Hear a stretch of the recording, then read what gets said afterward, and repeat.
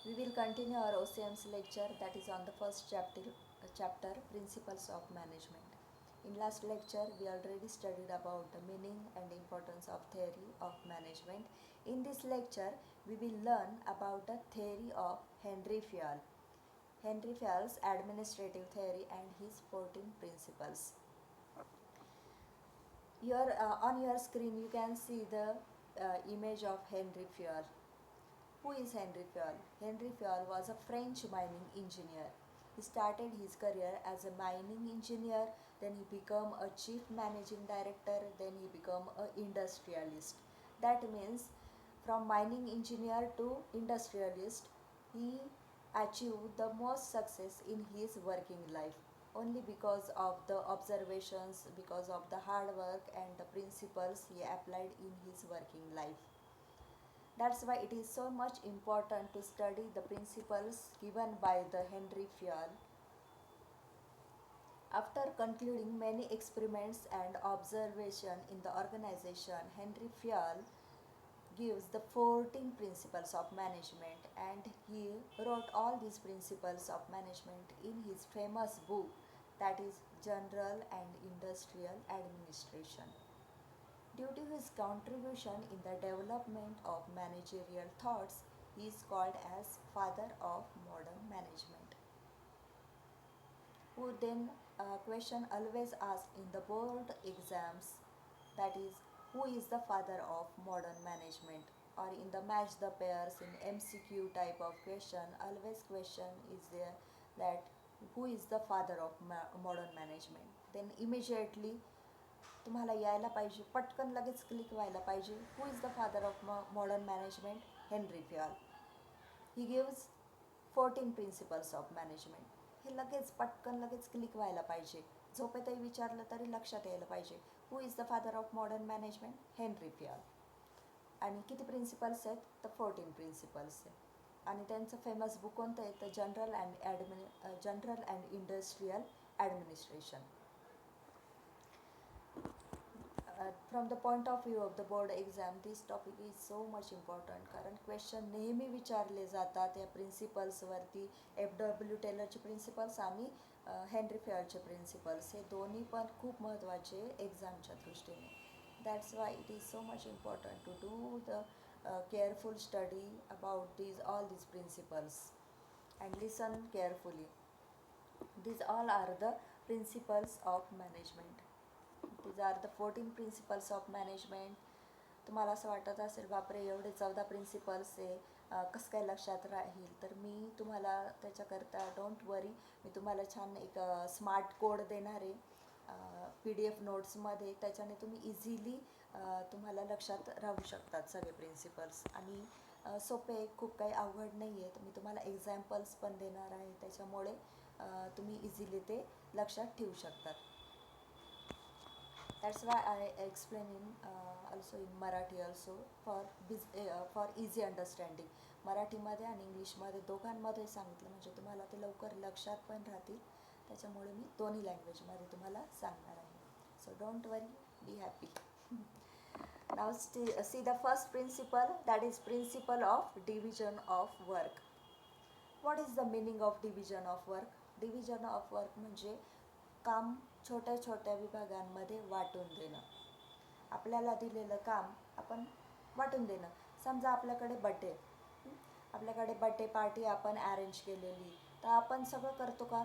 Invitation card पण मीच वाटते आहे, मग मीच मेनू ठरवला, मग मीच स्वयंपाक पण करते, मीच सर्व पण करते, मीच डेकोरेट पण करते, होईल का सगळं माझ्याकडून? नाही होणार, कुणाकडूनच नाही होणार. मग झालं तरी कसं होईल की ते छान प्रॉपर नाही होणार, सुंदर असं छान अरेंजमेंट नाही होणार, प्रॉपर त्याचं मॅनेजमेंट नाही होणार. का? कारण मी एकटीच करते. मॅनेजमेंट हे टीम वर्क आहे, सगळ्यांनी मिळून करायचं वर्क आहे. म्हणूनच इथे डिव्हिजन ऑफ वर्क दिलेलं आहे. म्हणजेच काय, तर जो ज्याच्या क्वालिटीचा आहे किंवा ज्याच्याकडे जशी क्वालिफिकेशन आहे त्याला जर तसं काम दिलं तर तो इंटरेस्ट घेऊन करू शकतो. आणि ते काम कसं होईल, ते इफेक्टिव्ह होईल, इफिशियंटली होईल.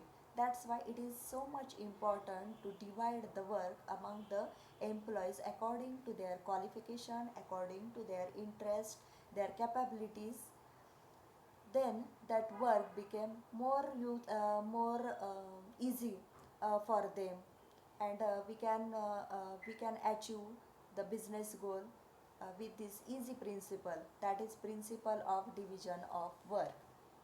According to this principle, the work is divided into different kinds such as technical, financial, commercial, security operations, accounting, and managerial.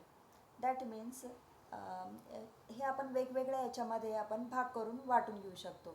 जसं तुम्हाला माहिती आहे की रिलायन्स इंडस्ट्रीज खूप मोठी इंडस्ट्री आहे. Who is the owner of that industry? Mukesh Ambani is the owner of Reliance industries. मग ते सगळं वर्क तेच बघतात का? नाही बघत. मग ते त्यांनी काय केलेलं आहे तर इफेक्टिव्ह मॅनेजमेंट केलेले आहे. त्याच्यामध्ये त्यांनी टेक्निकल पार्ट्स वेगळे, फायनान्शियल डिपार्टमेंट वेगळं, सिक्युरिटी ऑपरेशन्स वेगळं, अकाउंटिंग डिपार्टमेंट वेगळं, असे वेगवेगळे टाईप्सचे डिपार्टमेंट्स आहेत. त्याच्यामध्ये वेगवेगळे मॅनेजर हेड्स आहेत. मग ते मॅनेजर हेड्स वेगवेगळं काम वेगवेगळ्या लोकांना देत असतात. म्हणजे ही सगळी चेन असते. आपण एकटाच कुठलंही काम करू शकत नाही. आपल्याला ते डिवाईड करावं लागतं आणि तरच ते इफेक्टिवली आणि इझिली होतं आणि पटकन पण होऊ शकतं ना. आपण जर एकच काम दिवसभर करत बसलं तर आपलं जे टार्गेट आहे ते अचीव होईल का? नाही होणार. आणि आपण बोर पण होऊ. दिवसभर एकच रटाळ काम करत बसलं, आपल्याला करायला लावलं तर ते खूप बोरिंग होईल आणि ते त्याचा इफेक्टिवनेस त्याच्यात येणार नाही. टाईम पण खूप जाईल. त्याच्यामुळे हे इझी प्रिन्सिपल जर आपण ॲप्लाय केलं आपल्या बिझनेसमध्ये, then we can get the best result from it. It helps in improving efficiency and expertise of employees because the quality because they do the work of their interest किंवा त्यांच्या कॅपेबिलिटीनुसार ते काम करतात. त्याच्यामुळे ते पण हॅपीली करतात की खूपच माझ्यावर बोजा नाही आलेला आहे, म्हणून मग ते कसे करतात की ते पण हॅपीली करतात आणि त्यांच्या इंटरेस्ट असल्यामुळे ते इफेक्टिव्ह चांगल्या पद्धतीने ते काम होतं. समजलं? मग this is the easy principle of division of work. म्हणजे काय? कामाची विभागणी करून घेणं वेगवेगळ्या याच्यामध्ये. आणि लक्षात ठेवायचं, एक्झाम्पलवरून लक्षात ठेवायचं की जसं मी सांगितलं, फॉर एक्झाम्पल आपण असंही म्हणू शकतो की कॉलेजमध्ये वेगवेगळे विषय शिकवण्यासाठी there are the different professors in the college. Maths professor, then account professor, SPOC, economics, all subjects are divided in the different professors. That's why it makes easy for them also to teach the students. It is the principle of division of work. म्हणजे आपण ते तिथे सुद्धा वापरलेलं आहे. Then second principle of authority and responsibility. Authority and responsibility. Authority म्हणजे काय? तर अधिकार आणि रिस्पॉन्सिबिलिटी म्हणजे जबाबदारी. मग अधिकार कुठे असतात? अधिकार ज्यांना दिले जातात जे जबाबदारी घेतात, म्हणजे जबाबदारी त्यांना दिली जाते जे अधिकारी असतात. Authority is the right to take decisions. It is necessary to get the things done properly from the subordinates. Authority always comes with responsibility. If the manager is given the authority to complete the task within a given time, he should hold responsible if he does not complete the work in the given time.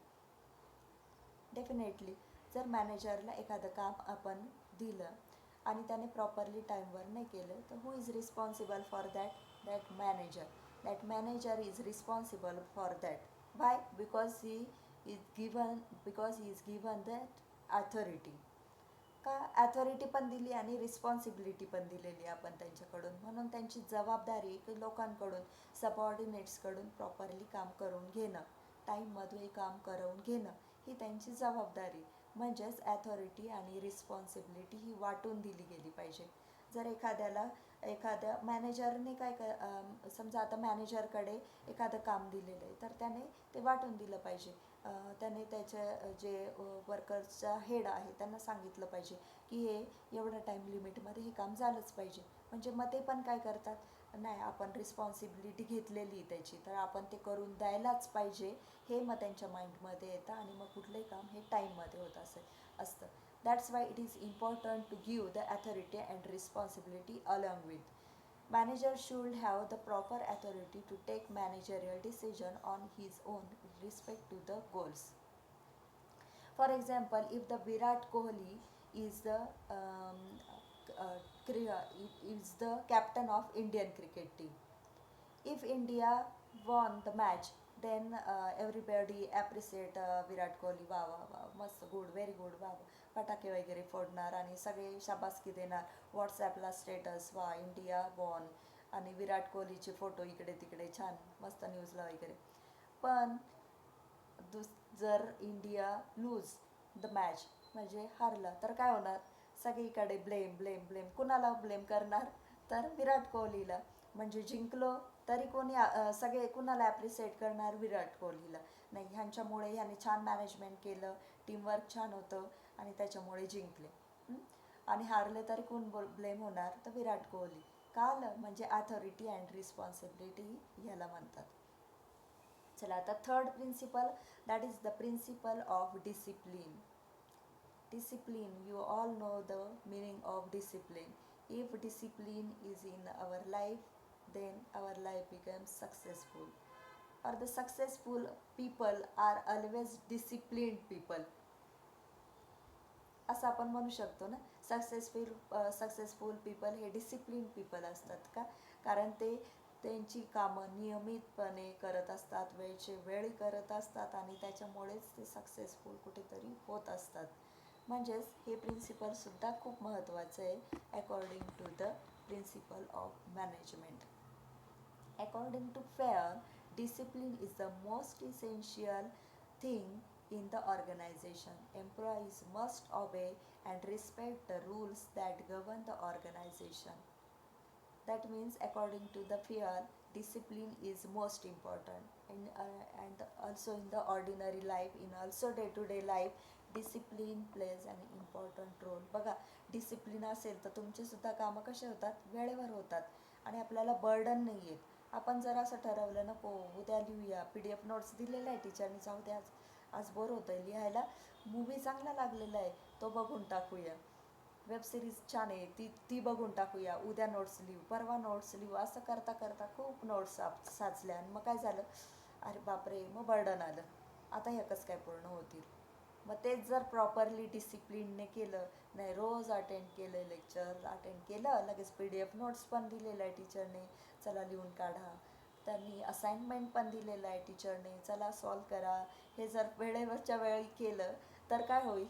तर discipline राहील लाईफमध्ये. आणि बघा, छोट्या छोट्या गोष्टींमधून आपल्या लाईफमध्ये चांगल्या प्रकारचा डिसिप्लिन आपण मेंटेन करू शकतो आणि याच्यामधूनच आपण सक्सेसफुल होऊ शकतो लाईफमध्ये. आपल्याला असं वाटतं छोटी किरकोळ गोष्ट आहे, कुठलीही गोष्ट प्रॉपर प्लेसवर ठेवणं छोटीशी गोष्ट आहे, पण जर आपण ती प्रॉपर प्लेसवर ठेवली नाही तर वेळेवर ती सापडत नाही आणि त्याच्यामुळे किती गोंधळ होतो. म्हणजेच हे सगळ्या डिसिप्लिनच्या गोष्टी आणि त्या जर आपण आत्तापासूनच शिकलो, मध्ये आत्तापासूनच हळूहळू आपण त्या करत गेलो, म्हणजे आपण डिसिप्लिन फॉलो करत गेलो तर आपण नक्कीच सक्सेसफुल होऊ. मला असं एक्सपेक्ट आहे की माझे सगळे स्टुडंटने त्यांच्या लाईफमध्ये खूप सक्सेसफुल व्हावं आणि चांगलं सक्सेस त्यांनी लाईफमध्ये ॲचिव करावं, काहीतरी त्यांची ॲम्बिशन असावी आणि त्यानुसार त्यांनी वर्किंग करावं. म्हणून मला असं वाटतं की हा प्रिन्सिपल तुम्ही तुमच्या लाईफमध्ये सुद्धा अप्लाय केला पाहिजे. तर आपण हे शिकतो हे कुठेतरी काहीतरी ॲचिव होणार आहे.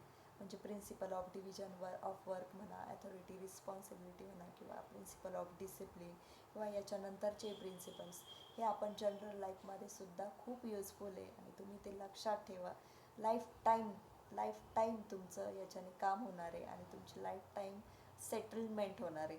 सगळ्यात छान तुम्ही करू शकणार आहे only because of these principles of management. तर प्रिन्सिपल ऑफ डिसिप्लिन म्हणजे हेनरी फेयरच्या मध्ये, this is the most important thing in the organisation to maintain the discipline. That means employees must obey the rules and the regulations of the organization. Discipline helps to achieve the goals in the organization. Good discipline is the result of effective leadership. म्हणजे manager is the leader of the organisation. मॅनेजरमध्ये जर चांगले disciplines असतील तर त्याचे जे follow करणारे employees आहेत, द फॉलोअर्स आहेत, ते सुद्धा काय मग डिसिप्लिन फॉलो करणारे. तोच जर वेळेवर येत नसेल मॅनेजर, तर एम्प्लॉईसुद्धा वेळेवर येणार नाही. That's why it is so much important to follow the discipline by the leader or by the manager. There must be a clear understanding between the management and workers regarding the organizational rules. Basic discipline should be observed at all levels of management. म्हणजे सगळ्या लेवल्सवर मॅनेजमेंटच्या सगळ्या लेवल्सवर discipline हा follow व्हायला पाहिजे. म्हणजे top level management, middle level management and also in the bottom level management. सगळीकडे जर डिसिप्लिन असेल तर organisation we can achieve the organisational goals easily. म्हणजेच आपण कुठले कामं वेळेत होईल, वेळेत टार्गेट पूर्ण होतील आणि अशा प्रकारे आपल्या इंडस्ट्रीची ग्रोथसुद्धा होईल. म्हणून principle of discipline is so much important in the principles of management. का आले तुम्हाला तिन्ही प्रिन्सिपल्स? किती सोपे होते बघा. म्हणजे आपण वन बाय वन आता हे मी तुम्हाला शिकवणार आहे आणि तुम्हाला ते एकदम इझी करून सांगणार आहे. म्हणजे तुम्हाला ते एकदम पटकन लक्षात राहतील. का आलं? पहिला कोणता होता?